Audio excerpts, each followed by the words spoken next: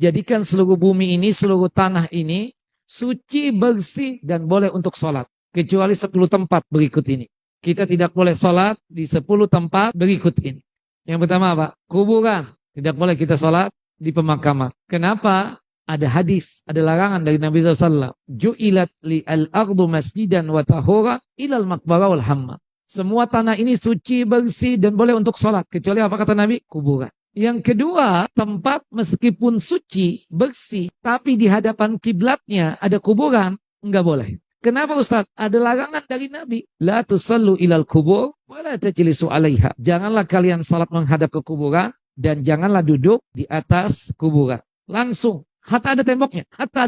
Untuk hati-hati. Kecuali di masjid. Habis masjid ini jalan raya. Di seberang sana baru ada pemakaman. Boleh salat di masjid ini. Tapi kalau nempel temboknya masjid yang arah kiblat, kita katakan nempel dengan itu kuburan dan pemakaman. Enggak boleh. Kenapa? Ada larangan dari Nabi Sallallahu Alaihi Wasallam. Yang ketiga, toilet, jamban, restroom. Enggak boleh untuk sholat di kamar mandi. Kenapa? Pertama ada larangan dari Nabi SAW. Ju'ilat li al-ardu masjidan wa tahuran ilal maqbara wal hamma. Dijadikan seluruh tanah ini bersih, suci. Ya, boleh untuk sujud, boleh untuk sholat. Kecuali kuburan dan kamar mandi. Kemudian yang keempat al-husyu, spiteng. Subhanallah, sholat id nih kita di sini. Atau Jumatan, sampai keluar sana. Ada spiteng di situ, di depan sana. Di atasnya kita gelar sajadah sekalipun. Nggak boleh. Karena spiteng itu tempatnya apa? Kotoran. Tidak dibolehkan. Wallahu a'lam bishawab. Yang kelima, kandang onta. Kandang onta nggak boleh. Tidak boleh.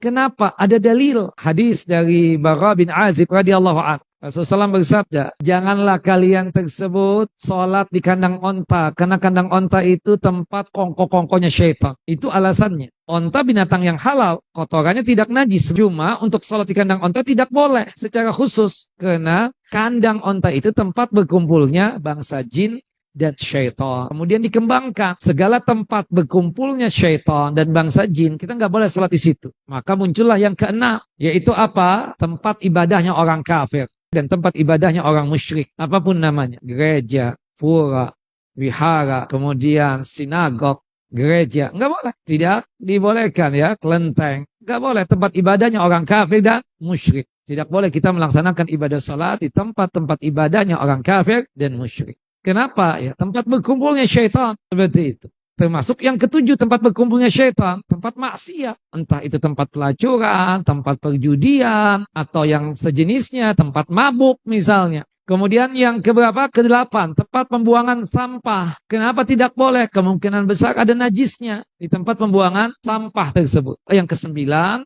adalah got, selokan. Meskipun kering kita katakan, kemungkinan besar ada apa? Ada najisnya. Dan yang terakhir, yang ke-10, berdasarkan dalil, tempat yang pernah diadab dan disiksa oleh Allah Jalla wa'ala. Nah, seperti ada daerah Madain Saleh itu ya. Subhanallah. Bukan di daerah Al-Ulanya. Jadi setengah jam atau 20 menit ya dari Al-Ula itu ada Madain Saleh. Dan tempatnya tertutup. Tertutup. Nggak boleh orang untuk mampir ke sana. Itu tempat yang pernah diadab.